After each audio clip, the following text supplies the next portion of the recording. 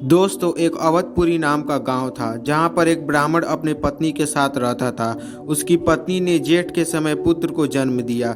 उसी समय एक नेवली भी अपने बच्चे को जन्म देती है, परंतु वह नेवली जन्म देते ही मर जाती है। ब्राह्मण उसी दिन जंगल के रास्ते गांव आ रहा था, तब उसकी नज़र नेवली के बच्चे पर पड़ती है और वह मोहित होकर उसे अपने साथ घर ले आता है। उसे देखकर उसकी पत्नी कहती है, मैं इस नेवले को अपने बच्चे के साथ पाल पोस कर बड़ा करूंगी। मैं इसकी देखभाल करूंगी। वह नेवला और अपने बच्चे का पूरा बराबर ध्यान रखती थी, परंतु वह जानती थी कि नेवला एक जंगली और खूंखार जानवर है जिसके नोकीले दांत होते हैं। इसलिए वह हमेशा अपने बेटे को नेवले से दूर रखती थी। वह कभी भी अपने बेटे को नेवले के साथ अकेला छोड़कर कहीं अकेले बाहर नहीं जाती थी।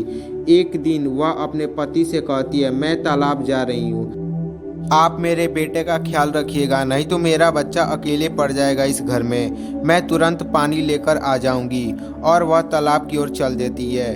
कुछ समय बीत जाने के बाद ब्राह्मण घर छोड़कर चला जाता है, क्योंकि मंदिर में उसका पूजा करने का समय हो जाता था। अब बच्चा अकेला नेवला के साथ घर में पड़ गया था।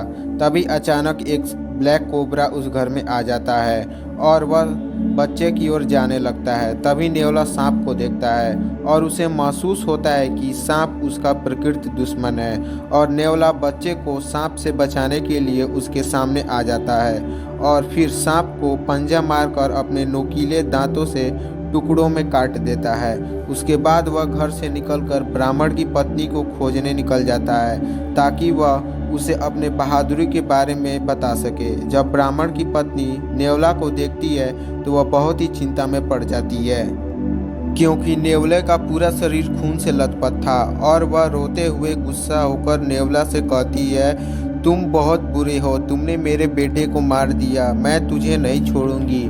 और फिर अपने हाथ में पकड़े पानी से भरे मटके को उस नेवले के सिर पर मार देती है और उसे मार देती है। और फिर भागे भागे घर को आती है और हैरान रह जाती है यह देखकर कि उसका बच्चा पालने में सो रहा है। और फिर उसकी नज़र ज़मीन पर पड़े हुए सांप के टुकड़ों पर जाती है और यह देख वह समझ जाती है कि दरअसल में यहाँ क्या घटना हुई है, और ज़ोर ज़ोर से रोने लगती है और उसे बहुत ही पछतावा होता है अपने किए पर। दोस्तों, हमें इस कहानी से यह सीख मिलती है कि हमें कभी भी अपनी ज़िंदगी में कभी भी जल्दबाजी में कोई भी निर्णय नहीं लेना चाहिए, नहीं तो इसका परिणाम बहुत ही गलत हो सकता है, जैसा कि इस कहानी में नेवला और ब्राह्मण की पत्नी के बीच हुआ। तो दोस्तों, आपको यह नेवला, सांप और ब्राह्मण की कहानी कैसी लगी हमें कमेंट सेक्शन में ज़रूर बताएं। और आपने इस कहानी से क्या सीखा वो भी कमेंट सेक्शन में बताएं। और नए आए हैं तो चैनल को सब्सक्राइब करें ऐसे ही और वीडियो के लिए, और वीडियो को लाइक और शेयर ज़्यादा से ज़्यादा करें।